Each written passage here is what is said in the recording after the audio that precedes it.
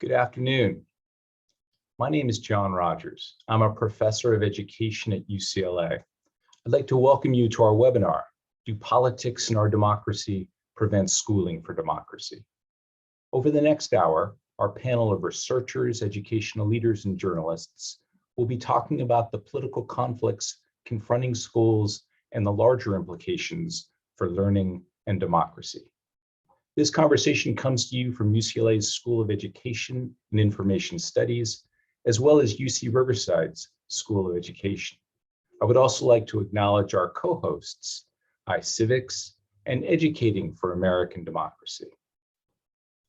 It's appropriate that as we join together today for a discussion about democracy and education, Americans in several states are going to the polls.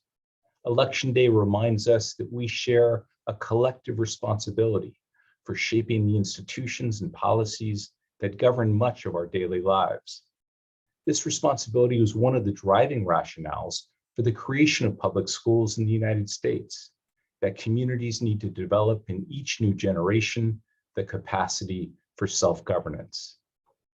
Election Day also reminds us that some of the most important issues we face as a society are related to public schools, the institutions that carry forward our hopes for a better future.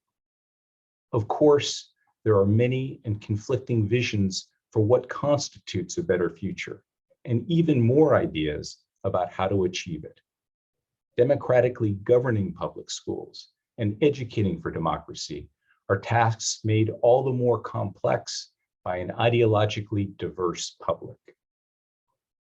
Over many years, but particularly in recent months, ideological diversity increasingly has taken the form of deep division, contention, and public anger.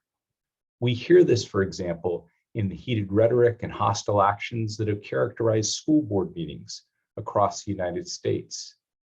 Amidst the heightened stress of the pandemic, students sharing personal stories have been shouted down.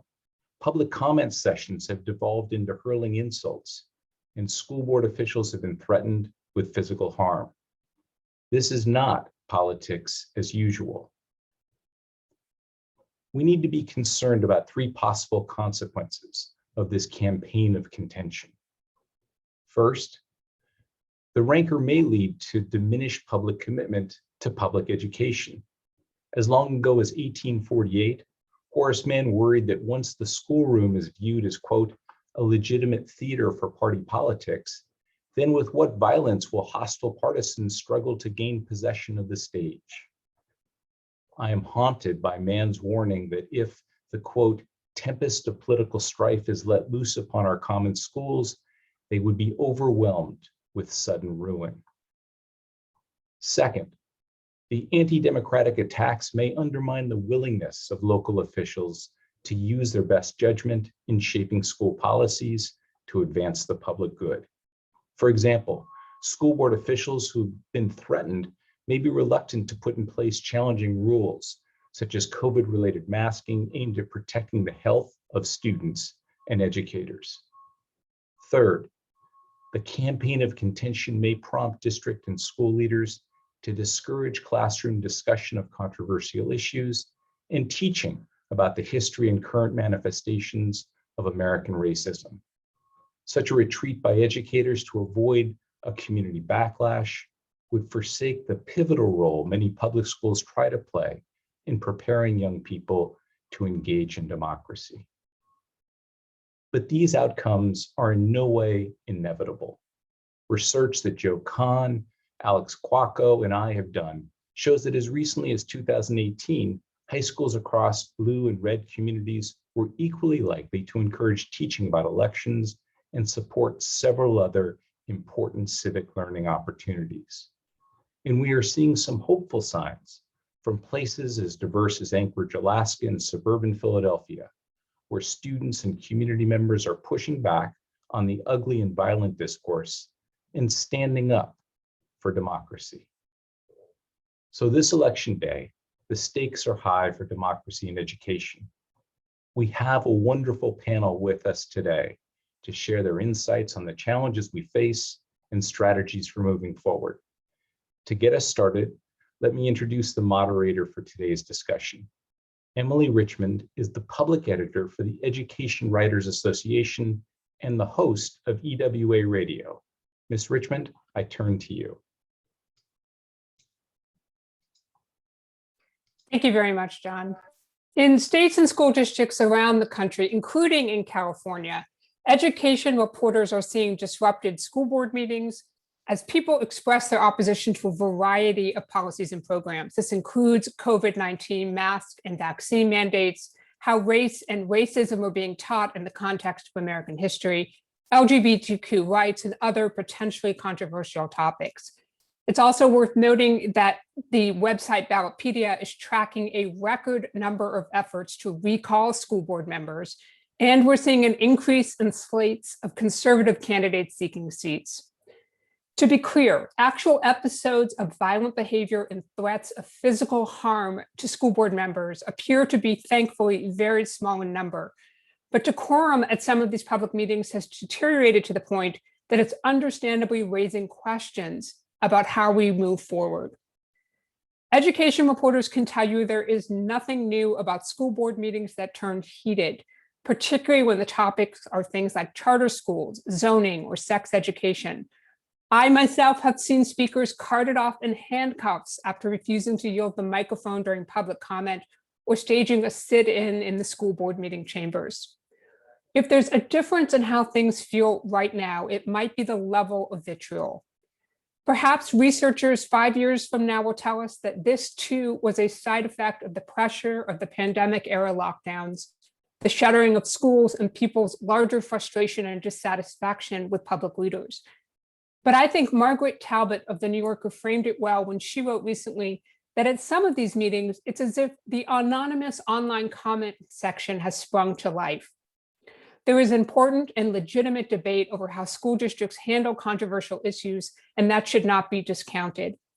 In a healthy democracy, people have the opportunities to speak their minds and share their views, even unpopular ones, and education reporters are there to report the story. The question is whether these high-profile protests will squelch those valuable conversations and discourage community engagement and transparency. I know many journalists also worry that they are distracting from the real work at hand and the significant challenges facing public school systems, especially on issues related to equity. These are all things that are vitally important to public education and to American society more broadly. What is the message being sent to students who show up to share their views only to be booed, jeered, and shouted down by adults? How did we get here? It did not happen overnight.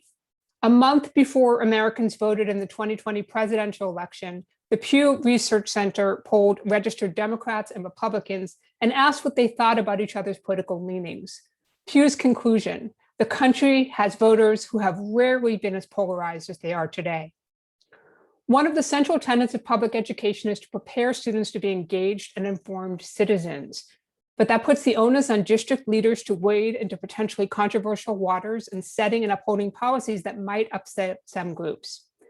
In today's webinar, we'll hear what a national survey of principals tells us about the impact of a community's political leanings on how and what students are taught about civics, and also whether they have the opportunities to put theory into practice. Education leaders will share some insights of the current political climate for school boards and campus communities. And we'll also hear from an education beat reporter who has seen and experienced some of these challenges firsthand. Finally, we'll leave some time for your questions. Today, we are joined by five presenters. First up, we have Joseph Kahne. He is a professor of education policy and politics, co-director of the Civic Engagement Research Group at UC Riverside. He'll share highlights from the new report and implications for learning and democracy. He'll be followed by Daniel Domenech, Executive Director of AASA, the School Superintendents Association. He'll share some insights from what's happening in schools and districts across the nation. Vernon Billy is the CEO and Executive Director of the California School Boards Association. He'll discuss what's happening in California and how his organization and members are responding. We'll also have an on-the-ground report from Michael Matsuda, the Superintendent of the Anaheim Union School District, which has about 30,000 students. Finally, we'll be joined by Olivia Krause. She is an education reporter for the Louisville Courier-Journal, and she'll share some insights from her coverage of contentious school board meetings in her area and the education beat more broadly. Let's start with our first presenter. Joseph Kahn, you have the floor. Well, thank you very much.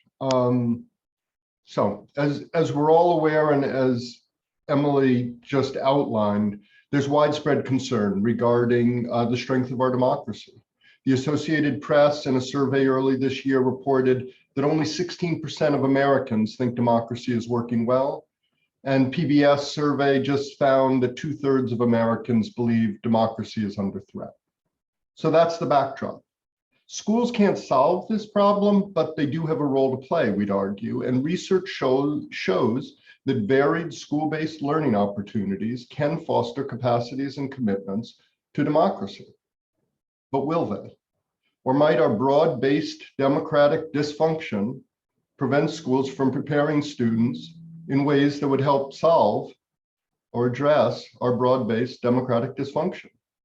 In 2018, this worried us, and it led us to the research question that's the title of this webinar: do politics in our democracy prevent schooling for our democracy? With that concern in mind, John Rogers, myself, and Alex Quacco conducted a nationally representative survey of 500 principals, and we asked about the degree to which their schools supported a set of educational practices that research has found supports democratic development. Practices included things like engaging students in discussion of current events, or doing simulation of government processes, or doing service learning, or engaging and supporting students in thinking about an upcoming election. Here's what we learned. First, when it came to supporting learning opportunities that promote democratic capacities and commitments, whether a district was red or blue didn't matter very much. The school's support for these desired learning opportunities, and there is one important exception to this, which I'll mention in a moment, was equal in terms of red and blue districts. Our second finding: while it was equal, it wasn't enough. We found that only about 30% of school districts made a significant and sizable commitment to democratic education. And third, and this is key for this event, when districts and schools emphasized democratic education, when superintendents discussed it with their principals, when principals were committed to developing it in their school, those schools did much more in terms of supporting democratic education. So if we were talking a few years ago, I think we'd say our research shows that we need more schools to support these practices, and we know what to do. We need school board members, superintendents, and principals, along obviously with teachers, parents, and community members, to highlight the democratic aims of education. And if we do that, it will help. But now it's 2021, and I guess here's the concern. Our research indicates that we need leaders to emphasize democratic priorities. Can schools still do that in 2021? If school board members and district leaders are facing threats and being subjected to unwarranted claims, it's quite possible that these pressures may lead schools and school leaders to do less, not to do more. And democratic education and ultimately our democracy will suffer. Even in 2018, we saw this to a certain extent.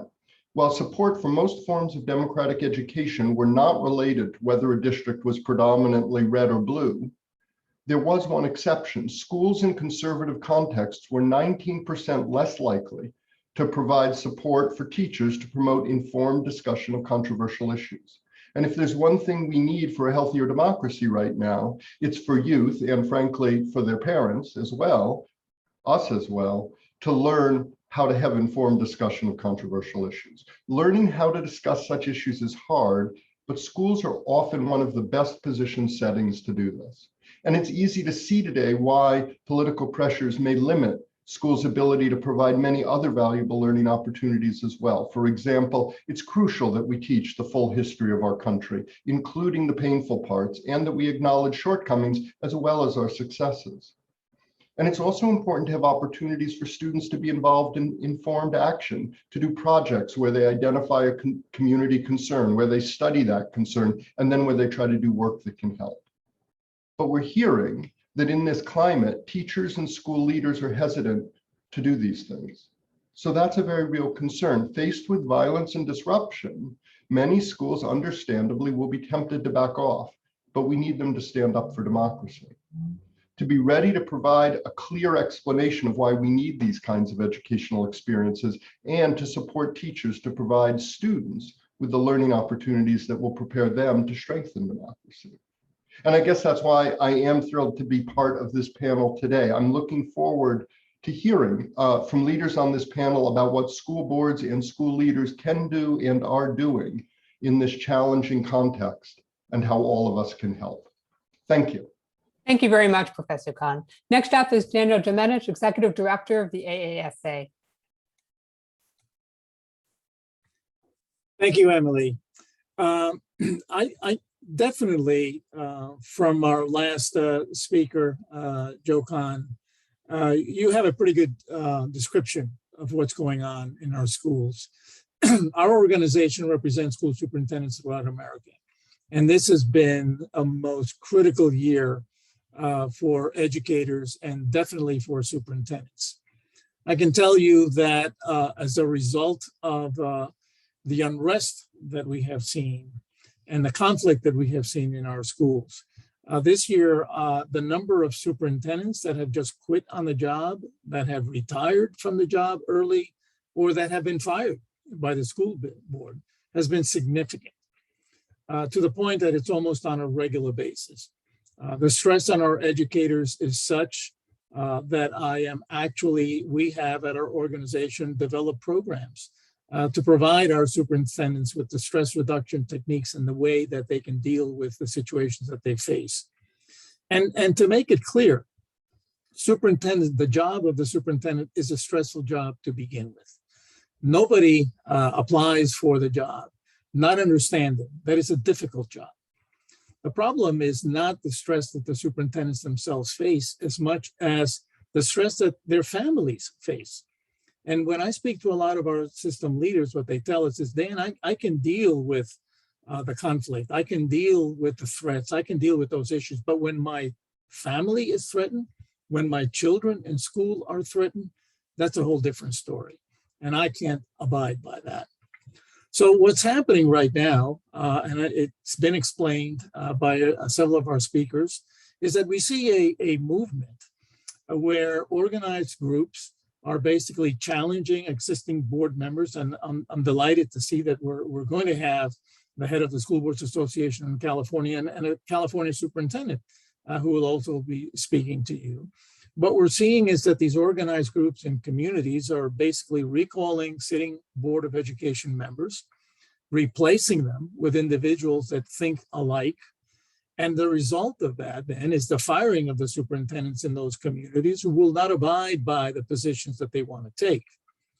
What that interprets to is that over a period of time, we're going to have leadership in those districts that's not representative of both sides or points of view, but one side. And that is going to impact this whole issue of democracy, and to the extent that schools can continue to work with their students and to ensure that their students get the entire picture. This critical race theory issue that is so prevalent around America today is a major factor. I frankly have had the opportunity to ask a lot of the people that are critical of race theory to explain to me, what is it? And what is it that you see in your school curriculum? And they really don't know. And they make reference to curriculum issues that are not there. I can tell you that most school districts, or if not all of them that I've talked to, have no idea what critical race theory is about. It certainly is not part of their curriculum, but it is the rallying cry that many of these organized groups are using to take control of boards of education and take control of the school districts at that community level. And that does not bode well for the future of education and the future of the teaching of democratic principles in those communities. Yes, there will be districts that, because of the nature of their community, will continue to do that job, but there'll be many others. And we've already seen it in terms of states that have already outlawed so-called teaching of critical race theory. We'll see it in communities that are already, as in my home state of Virginia, talking about casting books that should not be read, very popular books that have been part of the curriculum for years. It's really a turnaround, a complete turnabout in terms of the teaching of democratic principles and the teaching of history of America, the real history of America, both sides explained to only one side can be taught, only one side can be heard, only one side is right. And that is unfortunately, unless things change dramatically, a problem. Because as we've seen and as we've heard, the split among our population is almost 50-50. And it's one side or it's the other. And compromising has become an issue that there is no compromise. It's either my way or the highway or no way. And for the future of education in America, very, very deep concern that this is going to be the mode for quite some time until we're able to turn it around. So let me turn it over to our other speakers who I'm sure can add to the discussion. Thank you very much, Dan. Next up, we have Vernon Billy of the California School Boards Association. You have the floor, sir. All right, thank you, Emily, and thank you everyone for joining us today. I just want to talk about two aspects of this. The first aspect is, what generally is happening in California school districts right now. I think Emily and Dan and others have touched on it already. But basically what we're seeing is a heightened interest, obviously, in boards themselves and board meetings, which was mostly brought on by the pandemic and the requirements that came along with that, the masking and so forth. And as we have all experienced, this has been going on for almost 2 years now, and it's taken its toll on a lot of folks, including the folks that work in our schools. But what's interesting is that while we were dealing with the pandemic, there was this convergence of high-profile controversial issues that have been referenced, and that's the ethnic studies and the CRT, the critical race theory issue, and it has taxed many board members and many of the professionals working in the districts. And I will just tell you, I want to echo something that Dan said. That I will tell you, I've spoken to a number of board members and superintendents, and when the whole CRT thing started to get a lot of attention, many of them were scratching their head saying, what in the world is critical race theory? They had no idea what people were talking about when they came to their board meeting. So I just think that that's just an interesting anecdote, but I think that was prevalent throughout the state. We are seeing, I think, more calls or threats of recalls amongst board members. During this time, we're seeing obviously more packed board meetings. Conversations are much more intense in some communities than they probably ever have been around these issues. And I think part of what's going on and what's interesting, and a lot of people don't know this, is that in the state of California, we have approximately 5,500 school board members that most of them are elected and a few are appointed. And out of that 5,500 or so, give or take, we had about 1,000 new board members, 1,000 new board members elected in 2020. And so for many of the folks right now that are sitting in boardrooms, they are still within their first year of being an elected board member. And so they have a lot to catch up on and get up to speed on, and all of this during a pandemic, and then with these other issues being thrust on them.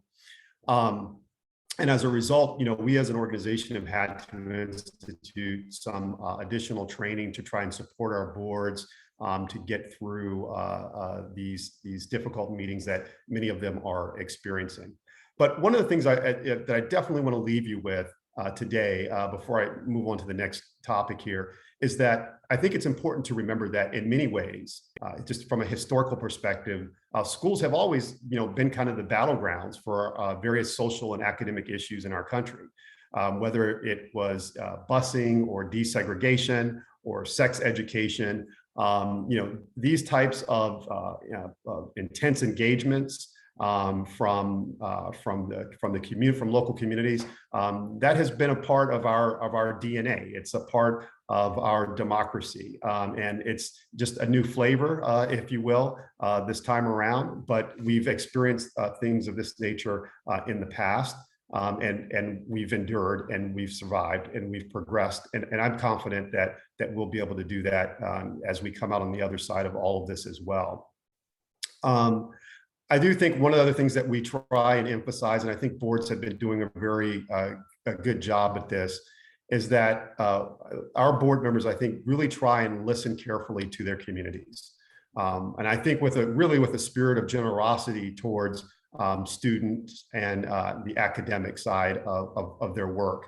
And I think that's really important for everyone to understand. And just by way of an example, through the pandemic, I mean, you've had boards and superintendents in California going, from my perspective, above and beyond, and figuring out ways, for example, to bring broadband to communities and to their students in their homes, whether it's mobile hotspots or negotiating with internet providers, feeding families, all of this stuff, that the good work, the important work that has to get done and that was getting done while all these other things were kind of in the backdrop. I think it's important not to lose sight of that, because that's what boards are all about, and that's what superintendents are all about, and that's serving students.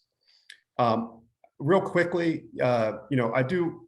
there's a question about, well, what is it that school leaders can do to advance civic and democratic learning and practices? Some of that was referenced earlier, but I do want to acknowledge and just say, I think it's also important to recognize that I think we have a pretty strong foundation in California for advancing civics and our democratic principles and practices in the state. Boards adopt civic education policies, which are the guides for the superintendent and the staff to implement programs. And I think that that's really important, that we as a state have said, this is important, and so we want you to adopt policies. That's a good foundation. In our high school districts, we have student board members who actually sit on the board. They are elected, and they sit on the board with the school board. And now we're going to have counties, the governor, the county offices of education, the county boards of education. The governor just signed a law that will also have student board members on county boards in the future. And so I think that's important, because that really, I think, gives those students an opportunity to be a part of the process, an actual governing process, and understand that and take that with them and share it with their peers in the school. In addition, we have, as many of you already know, we do have a requirement in California law that students in grades 9 through 12 take at least one semester in American government and civics, which I think is really important. And I think, and Superintendent Matsuda may talk about this, because I know his district is doing a lot of wonderful things, but districts are taking that, and they're not doing it as a one and done type of class.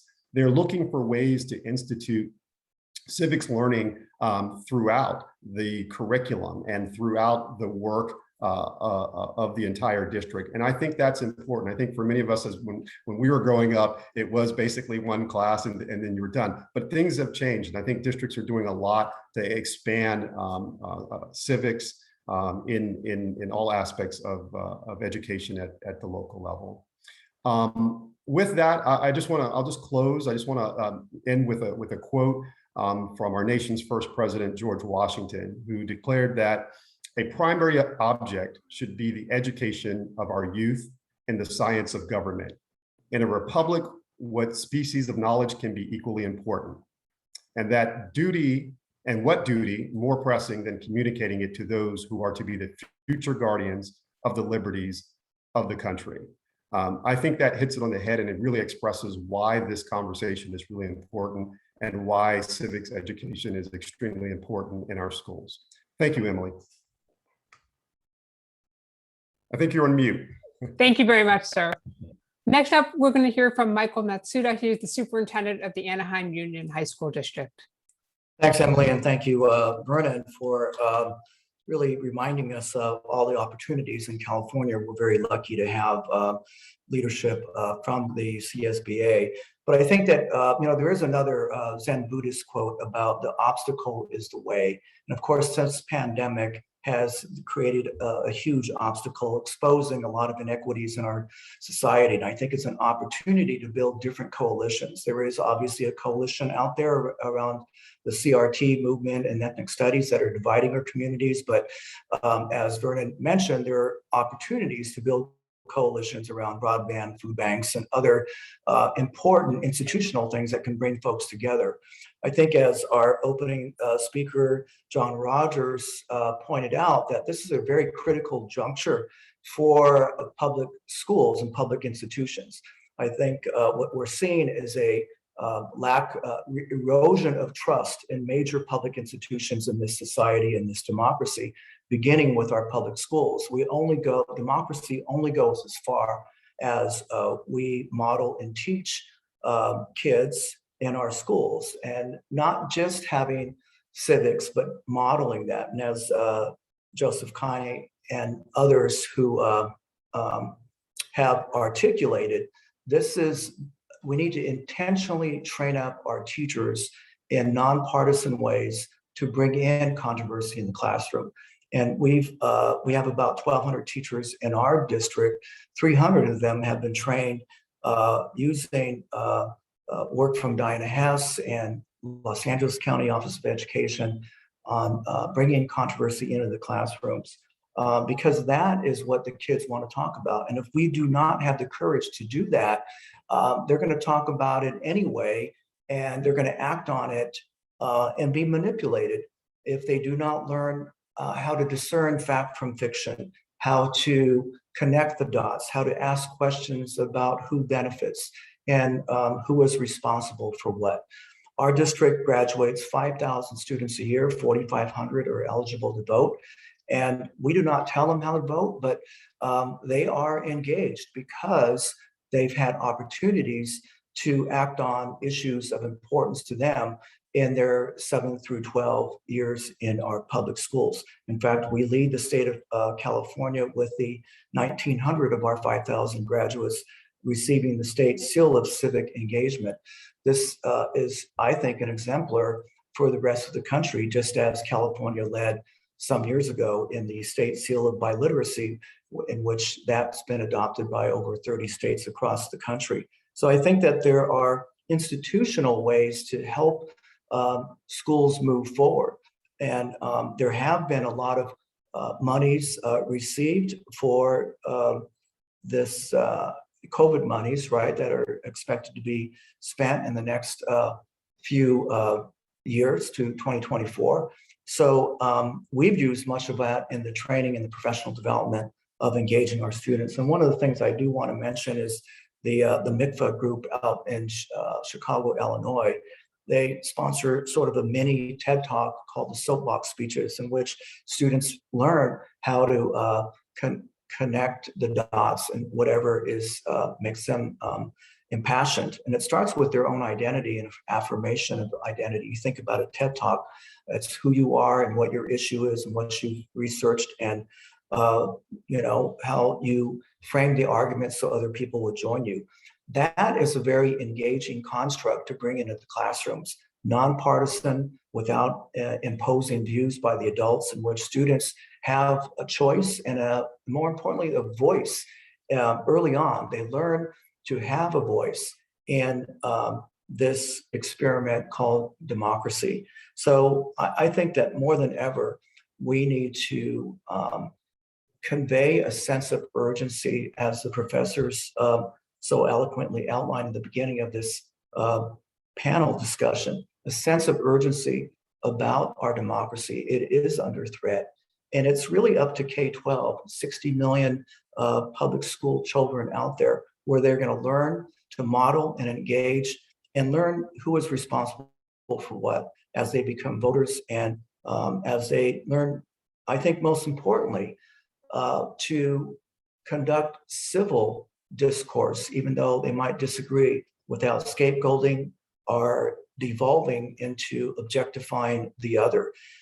As a son of Japanese Americans who were interned in World War II, I am very sensitive to many of the issues that are going on in today's society and how divisive our world has become.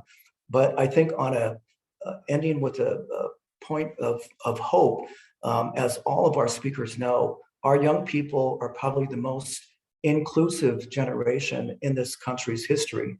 Inclusive, very engaged, and they want to make a difference to make our world a better world for all. So thank you very much.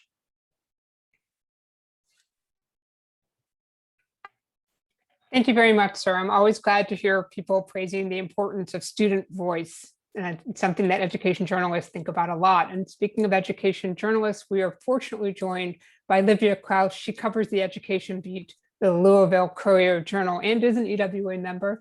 Olivia, I'm going to ask you just to share some thoughts about what you're seeing. For sure. Obviously, I'm in Kentucky. I don't know much about the California situation, but I think what I'm seeing as a reporter here in Louisville is very similar to what we're seeing play out in school board meetings across the country. I've covered education, specifically Jefferson County Public Schools. It's Kentucky's largest district, for about 3.5 years. And like Emily said earlier, protests and contentious school board meetings are part of the job. It's nothing new. There's always something. But the past 9 months have definitely been something else. We're seeing way more interest in school board meetings and what the school board is doing and who has the power and what the policies are and who gets to say. And some of that's coming from more conservative leaning groups. We have a lot of parents involved now as well, mainly because of the school reopening debate. And that's kind of turned into the anti-critical race theory argument, and it's turned into COVID issues and mask issues. So we've seen a lot of complaints about critical race theory being supposedly in the schools, even though it's not there. We've seen COVID misinformation being just kind of announced freely during public comment periods. We've seen more and more school board meetings being completely derailed by outbursts from the public, who are there supposedly to talk to their elected officials and often end up talking at each other. We're seeing more and more security being brought in to kind of calm the situation at these school board meetings. We have had a few instances of district leaders getting harassed. We had one point, the superintendent was allegedly threatened by a man who brought a gun to central office he was angry over the mask mandate that the district had imposed. So we're seeing all this stuff. And it seems to be getting worse. It seems to be getting more contentious. We had a school board meeting last month that lasted roughly 45 minutes before it just devolved into chaos because a shouting match broke out during public comment and security needed to clear the room and abruptly adjourned the meeting. So obviously that is not great. There were a ton of students there who wanted to talk about their beliefs regarding school police. None of them got a chance to speak to the board directly because the adults who spoke before them couldn't communicate with each other very well, apparently. So we had this situation where people couldn't address their elected officials. But then we also had a situation where an elected body could not safely conduct its meeting. It couldn't do its business. They needed to adjourn before touching any part of their agenda, which forced them to delay a critical vote on a new COVID policy that was meant to keep kids in classrooms after a long time of not being consistently in classrooms. And JCPS is not alone in this. This is happening. I'm watching my education reporter counterparts across the country deal with some similar situations. needing to report on these protests, about very rowdy school board meetings. The school board members themselves are looking at controversial COVID policies. They're looking at racial equity. They're looking at how they figure out and solve some of these longstanding injustices that have faced students of color for years, actually. And some districts are bowing to that public pressure. They are hearing the loud voices that show up at public comment and listening.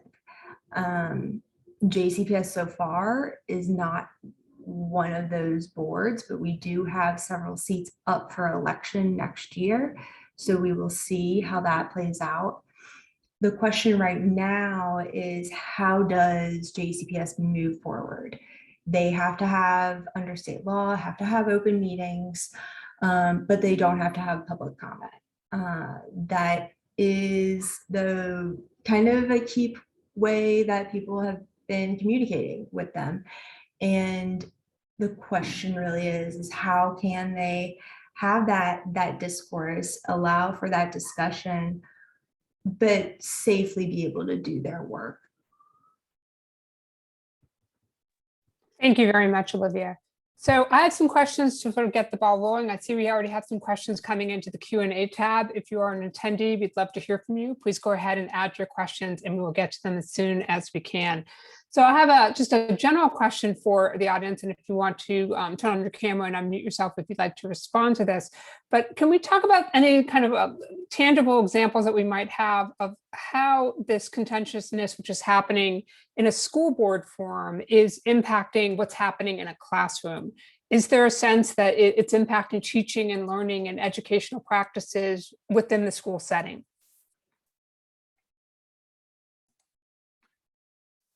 Well, I'm sure there are a number of us that can talk to that, Emily, but yes, it is having an impact. And we're seeing examples of this around the country. We're seeing examples of teachers and principals that are being fired because in their school district, they're teaching something that either at the state level or at the local level is considered to be opposite to what should be taught. That is happening now. We're seeing it happening. I mean, teachers are afraid in terms of what to teach and how they're going to teach it. Same thing as principals. And it all boils down, you know, we don't have a federal system of education in America. We don't. It's state responsibility, and the state in many cases has abdicated that to the local school board. So there's a lot of local control. And what we're seeing happening, and will continue to happen here more than ever before, is that depending on your community, your board of education, and the constituency of that community, that's what's going to be taught. So teachers are going to be allowed to continue to teach as they taught before, and other communities, things are going to be prohibited, books are not going to be allowed, and we're going to have a very different story, unfortunately. That because there's so much local control of education in America, this division and these differences are going to spread out throughout the country. Does anyone else want to weigh in on that question? There's a lot of great questions from the audience, so I'm going to be turning to those very, very soon. Can we talk for a little bit, though, about what is the impact we've talked about on school board members and district leaders and educators? But I'm also interested in what are we seeing in terms of any kind of new training for staff to deal with these situations, whether it's how to address or connect with parents at a time when parents may be very upset or angry, or to help diffuse some of these conversations in classrooms. I imagine for a lot of teachers, this wasn't necessarily covered in the 2-day class they had in classroom management before they actually got up in front of the room. So I'm wondering what's being offered at the district level to help staff prepare to facilitate these conversations, these difficult classroom conversations.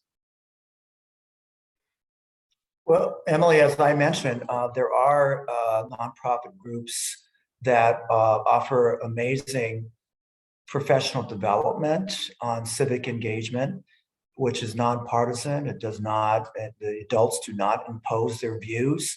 And I think that allows us to bring controversy into the classroom And the training is, I think it's really solid. And during, the COVID, when schools were virtual, every parent was looking over their kids' shoulders in terms of what was being taught.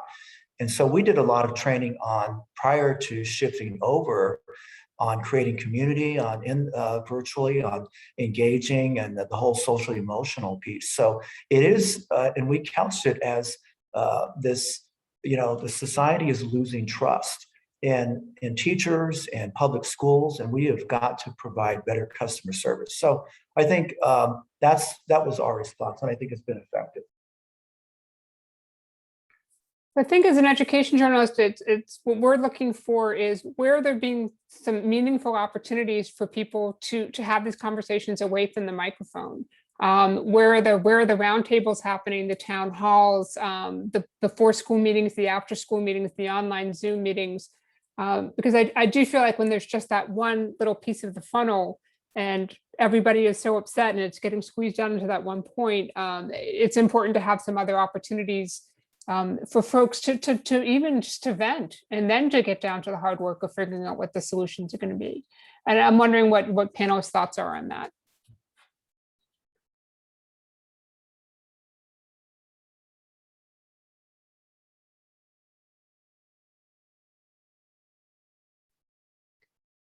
If no one wants to jump in, that's totally fine. We have a lot of great questions from the audience. I'm going to turn to some of those now to make sure that we get to them. And then I have some more in my back pocket.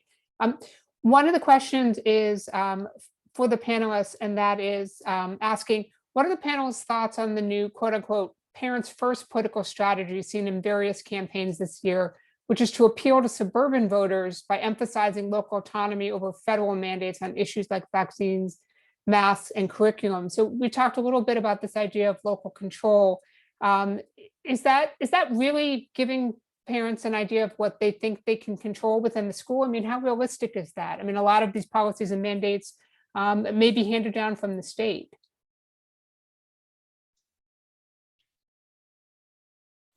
I think it may be important to distinguish local control from absolute control. Some of the campaigns that have been criticizing so-called critical race theory, because I don't think they've actually been criticizing critical race theory, have encouraged parents to assert absolute control, to take over their local schools. What we want ideally is a spirit of collaboration and dialogue and some of the listening that Mr. Billy was speaking of before, where people are trying to understand the difficult times that everybody's been experiencing and how we can move forward collectively. I think that's a good point. Thank you.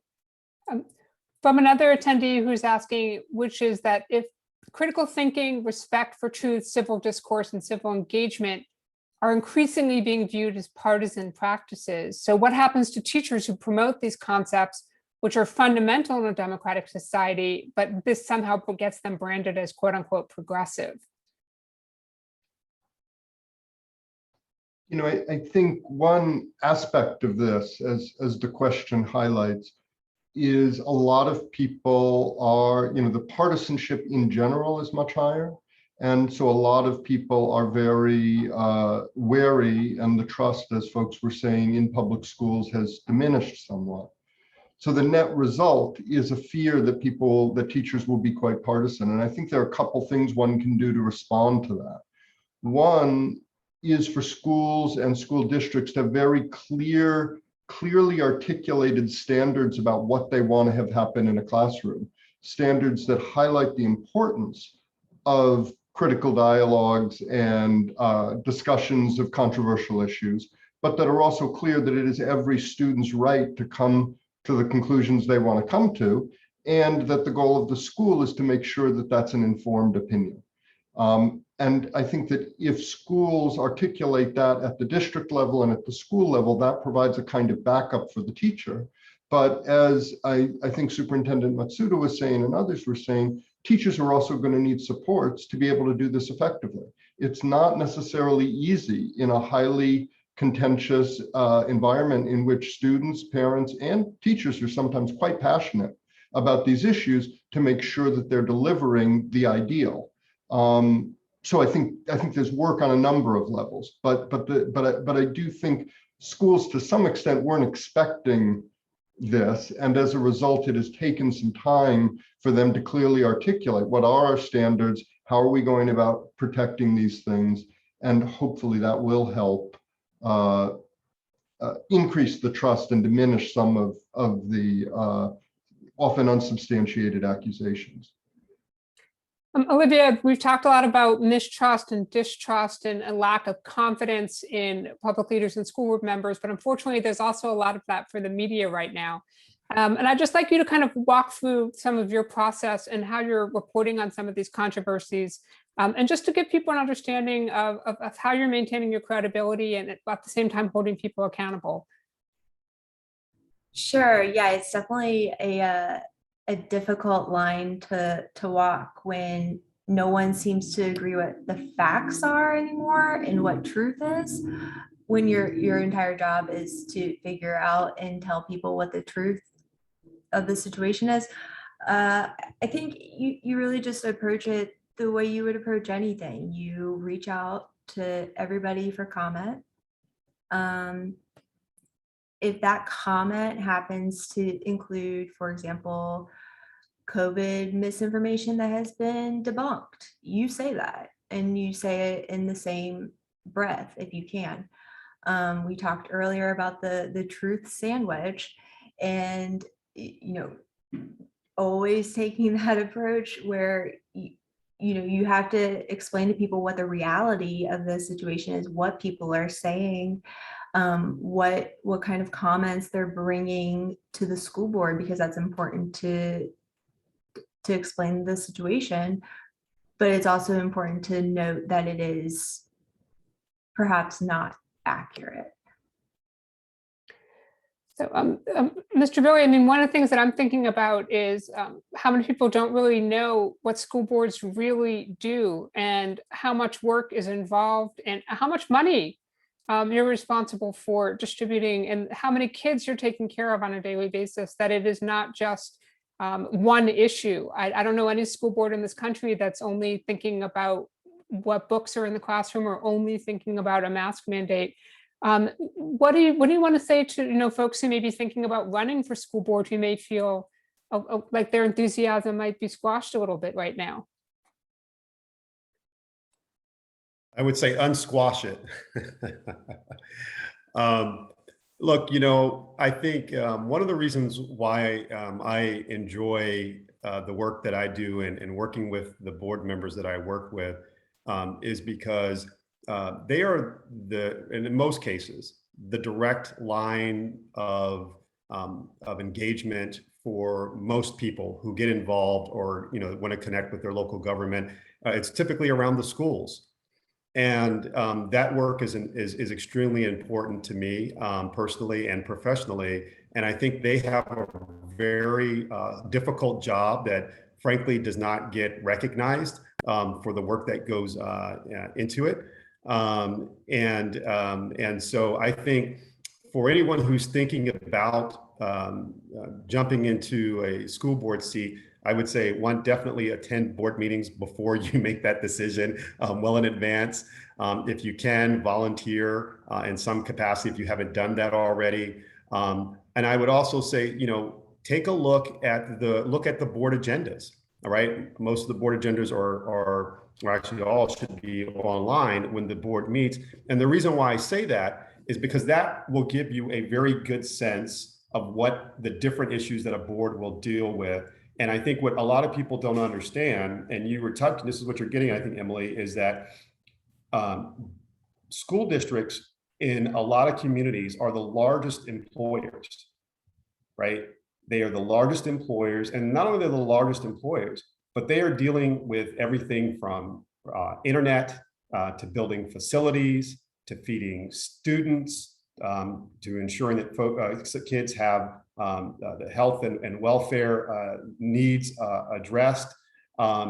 They're dealing with insurance, and it's not just the boards, right? It's the superintendents and the staff, but there are a lot of things that I think some people, when they decide to run for a school board, they're upset maybe about, the district's busing pattern, or, or what's being served in the cafeteria, not recognizing that there are a plethora of issues that you are going to be responsible for making decisions about for your community. So I would say attend board meetings, learn what the board is actually working on. If you have an opportunity, talk to a board member or staff in the district, and just be ready. So a question for the panelists more broadly. Do you have a sense about these protests, particularly against things like critical race theory and mask policies? Are they being driven by a small group of people? Are there grassroots organizations that are tackling multiple states to try to plant some of these seeds? And I'm wondering what your sense is of that, of where this is stemming from. They are organized, and they do come from different. I mean, we have board meetings where people are coming, and they're not even residents of the district. They're traveling from outside, and they have scripts that they present. So it is an organized movement. It's in many cases not local. It's brought in from outside. But let me say before, because I want to go back to what Superintendent Matsuda has said several times. The issue right now, if there's a solution, and if we're ever going to grow out of the problems that we have today, it's the kids that are going to make the difference. When you walk into a school, you don't see that divisiveness among the kids. You see the kids working together, living together, talking to each other, playing together. That's the future. And that's why education is so important.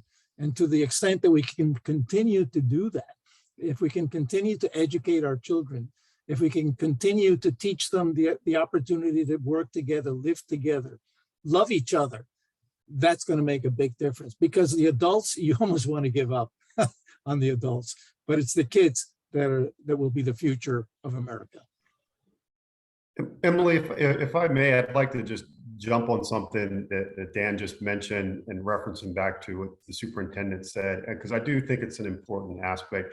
I have 3 sons, varying ages in college and so forth. And I will tell you, one of the things the superintendent said that is absolutely correct is that adults right now may not want to have certain conversations, but I assure you, these kids are talking about these issues. Don't think that they're not. So just because you or us as adults may be unwilling to engage in these hard conversations, these kids will have these conversations with their friends. And I think it's a lost opportunity if we don't try and help guide them and engage them as well in these conversations. So.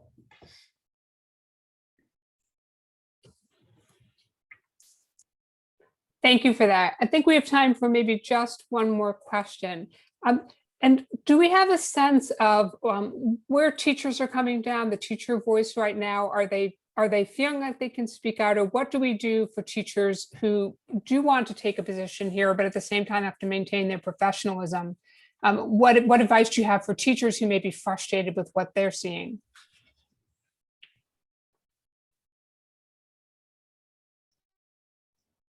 Well, I do know we do a good bit of work with districts that are working to promote more democratic education within their whole district.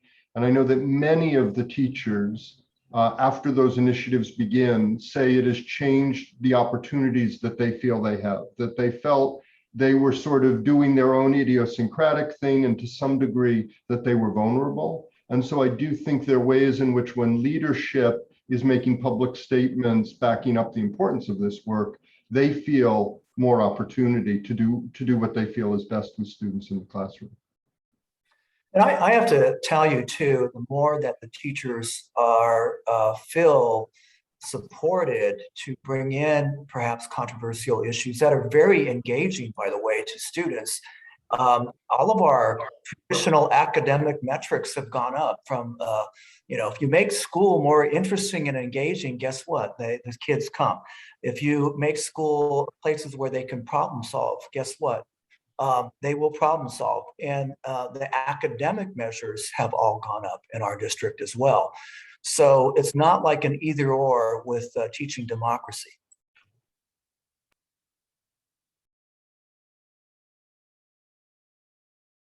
I like that idea of it not being an either or necessarily right or wrong, but having a forum where many voices can be heard, teachers, students, parents, staff.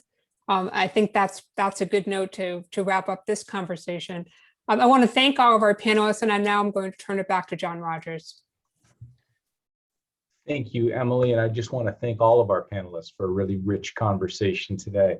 It's been a conversation in which we've heard both the words like squelch and squash and constricting and erosion, all about public engagement. But we also have heard about heightened interest and intense interest. And I think it's that paradox that we're playing within, that we're in a moment where there's extraordinary engagement, and yet it's engagement that may be pushing people away.